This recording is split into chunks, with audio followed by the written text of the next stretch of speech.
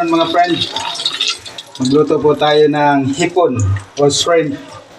Yan po, gusto po natin, binagyan po na natin yan ng garlic. Yan po. Mikos-mikos para lumabas yung aroma.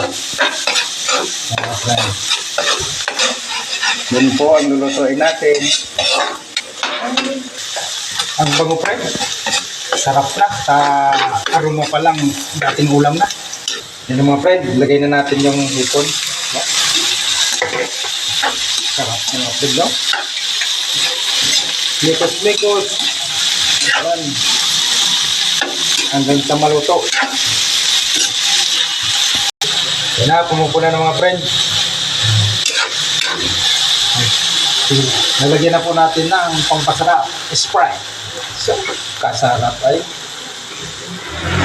Yan mga friend. Malapit na maluto. Yan na mga friend.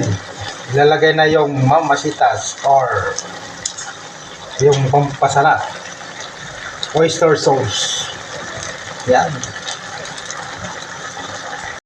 Sira naman ito ang diet mga friend. Let's chow naman tayo mamaya. Sira talaga ang diet talaga nito.